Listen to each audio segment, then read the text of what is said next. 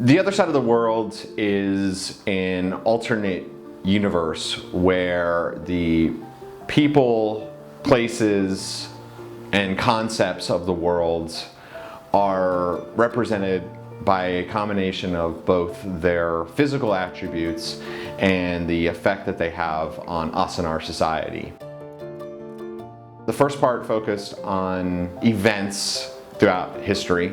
The second part focused specifically on places, and the third part is now focused on concepts that are prevalent in our society over the course of history, over the long haul.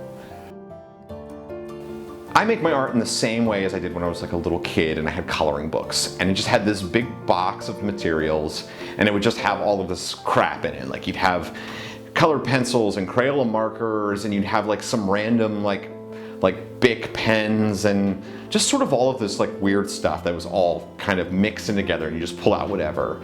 And so nowadays I use fancier water-based markers, and I use a nicer pen, and I use a number 2 pencil, which is a high-end artist number 2 pencil, but it's still basically the same thing as Crayola markers, a pen, and a pencil.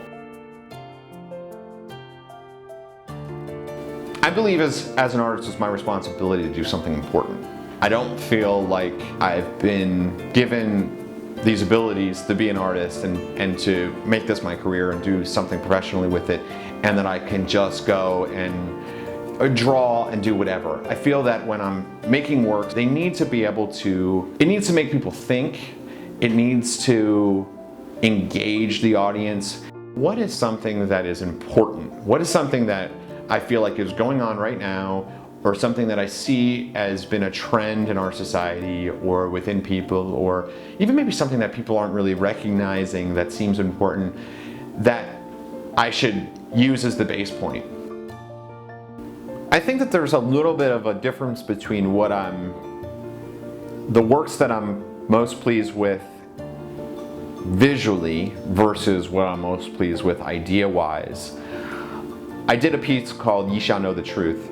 That piece deals with several mass shootings and more importantly sort of the underlying issue of mental health. It was a larger piece and it took me a really long time. It was one of the most time-consuming pieces I've ever worked on. I spent over a month pretty much exclusively working on this piece.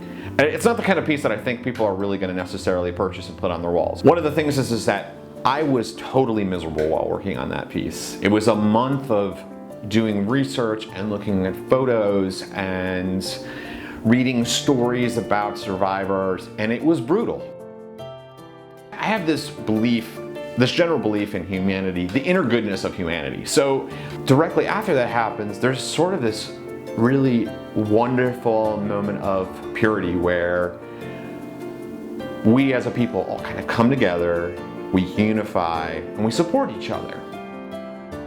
Hopefully, in a sort of positive, safe setting of a gallery environment, like at Speakeasy Art Gallery, there will be a dialogue that can happen where people can, put aside a little bit of this, honestly, bullshit, and actually say, well, instead of yelling at each other, maybe we can come up with some ideas about how this can actually be fixed, and not just scream and yell until the next thing happens and then we decide to move on and completely forget about it once again.